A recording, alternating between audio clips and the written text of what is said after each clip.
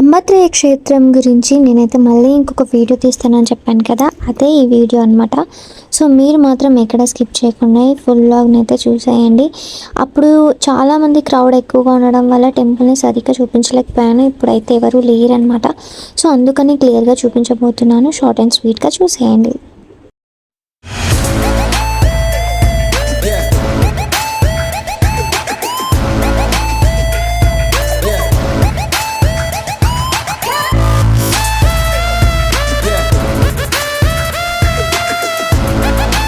Hi, hello, నమస్తే, welcome back to my channel.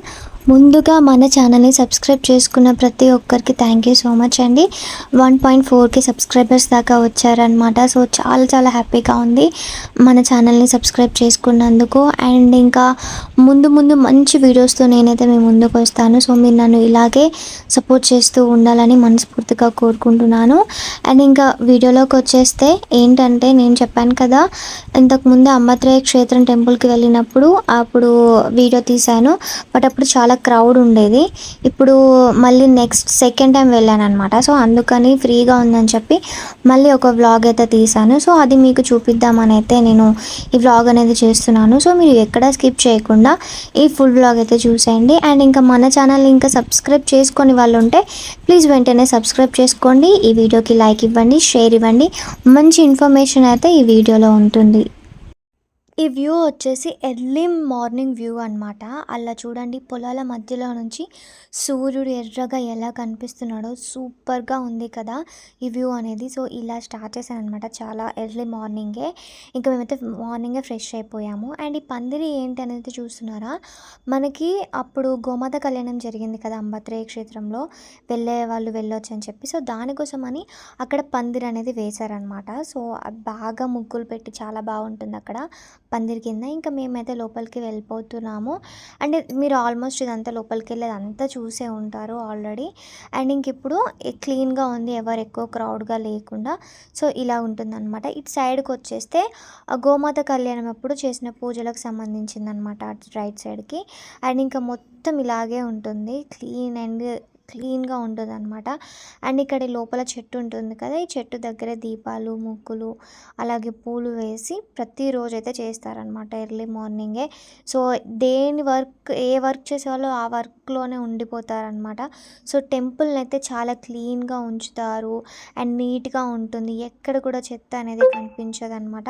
అంత బాగుంటుంది టెంపుల్ అయితే. నేను ఇంతకుముందు వీడియోలో కూడా చెప్పాను, ఈ టెంపుల్లోకి వెళ్ళి కూర్చుంటే మాత్రం మనకి పాజిటివ్ ఎనర్జీ ఎంత బాగా అనిపిస్తుంది అంటే అంత పాజిటివ్ ఎనర్జీ ఉంటుంది అనమాట. అంత బాగుంటుంది టెంపుల్లో కూర్చుంటే, మనకి రావాలని అనిపించదు. మనం ఎక్కడ ఏ ప్లేస్లో కూర్చున్నా కానీ అమ్మవారిది వినిపిస్తూ ఉంటుంది అనమాట ధ్యానం, అంత బాగుంటుంది.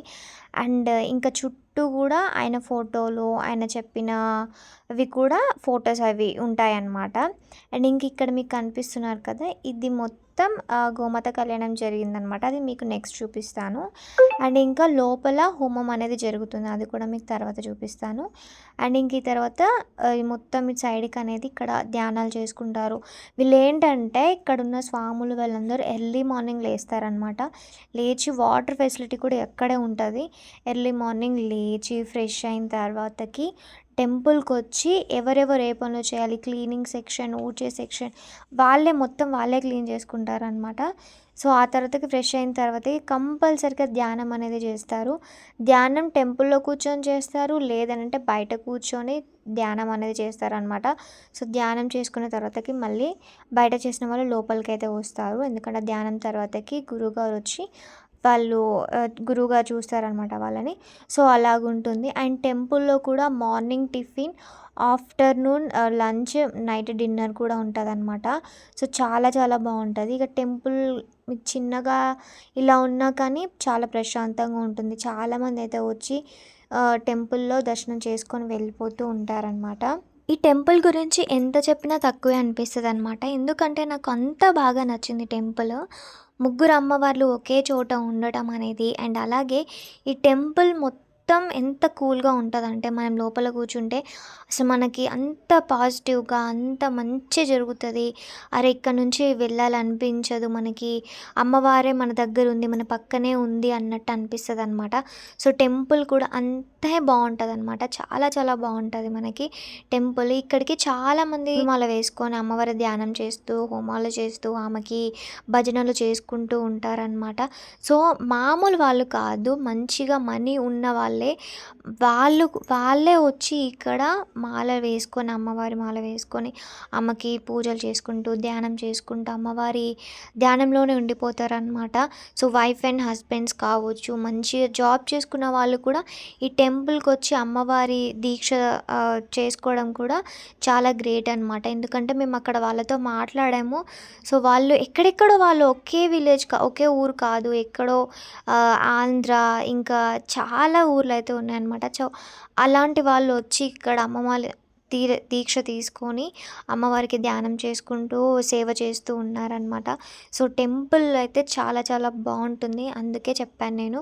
అండ్ ఇది వచ్చేసి గోమాత కళ్యాణం జరిగినప్పుడు ఉన్న విగ్రహాలనమాట. సో, ఎంత బాగున్నాయంటే అసలు మాకు అదృష్టం ఉందో లేదో గోమాత కళ్యాణానికి వెళ్దాం అనుకున్నాం, కానీ వెళ్ళలేదు. అయిపోయిన నెక్స్ట్ డే వెళ్ళాము. కానీ అక్కడే ఉన్నాయన్నమాట ఇవన్నీ. సో, చూడండి ఈ అదృష్టం అయితే ఎంతమందికి వస్తుందో నాకైతే తెలియదు, కానీ మాకైతే మంచి అదృష్టం దక్కింది. మేము వెళ్ళలేకపోయామని మా అమ్మ చాలా బాధపడిందనమాట. సో, మాకైతే విగ్రహాలు అక్కడే ఉన్నాయి. సో, మేమైతే ఆ విగ్రహాలను దర్శించుకున్నాము. సో, మేమైతే చాలా చాలా హ్యాపీ. ఈ కోనేరులోని వాటరే అమ్మవారి దగ్గర తూడడానికి యూజ్ చేస్తారనమాట. అండ్ ఇందులో తాబేలు కూడా ఉంది. అండ్ ఇంకొకటి మీరు అబ్జర్వ్ చేస్తే ఈ కోనేరు కూడా తాబేలు షేప్‌లోనే ఉంటదనమాట. బయట నుంచి వాటర్ అనేది తీసుకురారు. ఈ వాటర్ అనేది లోపలలోనే ఫెసిలిటీ ఉంది. అండ్ ఇంకొకటి ఏంటంటే, మేము గురువుగారిని చూశాను అని చెప్పాను కదా! సో, గురువుగారిని కూడా మేము చూసామనమాట. ఆ నెక్స్ట్ వ్లాగ్‌లో గురువుగారిని మేము చూసాము, ఆయన ఏంటి అనేది మీకు నెక్స్ట్ వ్లాగ్‌లో చూపిస్తాననమాట. సో, మీకైతే ఈ వ్లాగ్ నచ్చింది అనుకుంటున్నాను. ప్లీజ్ నచ్చితే కనుక లైక్ చేయండి, షేర్ చేయండి, మన ఛానల్ని సబ్స్క్రైబ్ చేసుకోండి.